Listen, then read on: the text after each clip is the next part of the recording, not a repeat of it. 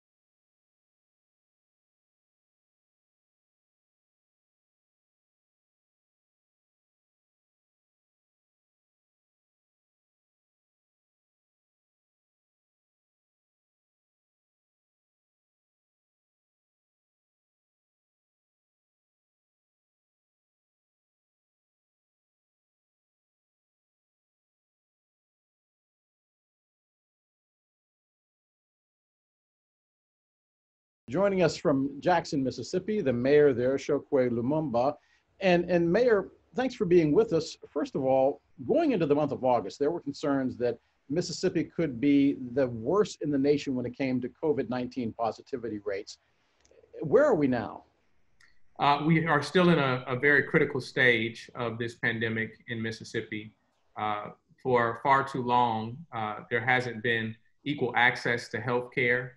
The demographics of Mississippi are the demographics that are most detrimentally impacted by this coronavirus, Black and brown communities. Jackson, Mississippi, where I have the pleasure of serving as mayor, is about 85% Black. The state of Mississippi has about a 40% Black demographic. And what coronavirus has highlighted is the disparities that have already existed. It hasn't come in order to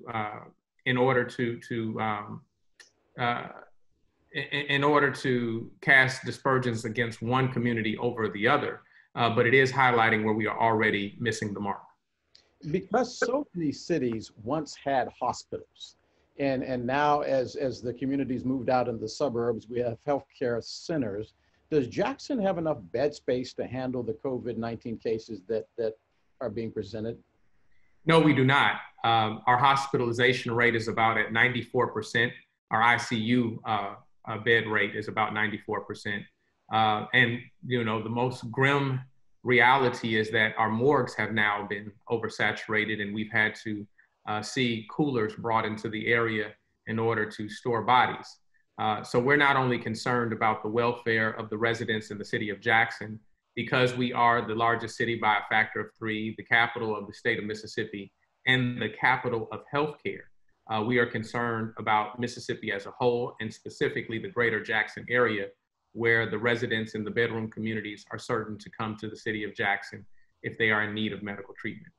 Mayor, one of the things that we noticed early on in the pandemic was that when it was in New York and it was in New Jersey and Massachusetts, the so-called blue states, as defined by Washington, there was an urgent need to do something. And then when we started to see the demographic shift, and we started to see that the number of people that were dying were Black and brown people, all of a sudden there was this push to reopen America. We need to get back to business. Is there a sense where you are in Jackson that because we're talking about 85% Black, 40% Black in the state of Mississippi, that it's being ignored? Absolutely. First and foremost, we're no stranger to being ignored in Mississippi. When we're told that the country is experiencing economic success, or if we're told that the country is experiencing a recession, we don't feel it in Mississippi because we're always at the bottom. Additionally, when we look at the issues of equity, the fact that we have such a significant portion of people without health care in the state of Mississippi, in our communities, this is further exacerbated by a pandemic.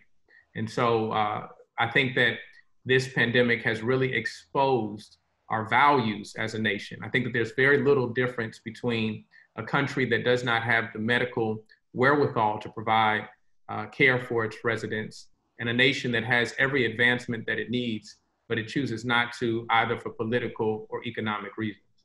So let me go back to the basic questions we asked in the beginning. Does Jackson have enough PPE? It does not. It does not.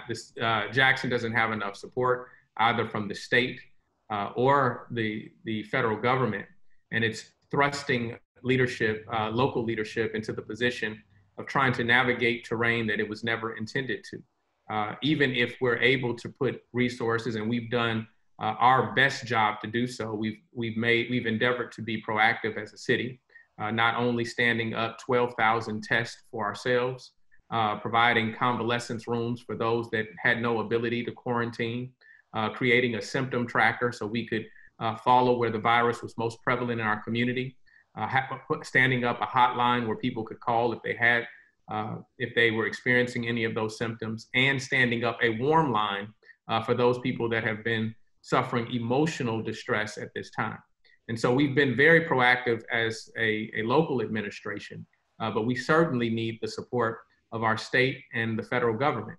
When we see interconnected communities like Jackson, and we see where we're doing our best to socially distance, and communities literally right across the street may not be doing so, then it does not leave our residents safe, nor the communities that we are adjoined to.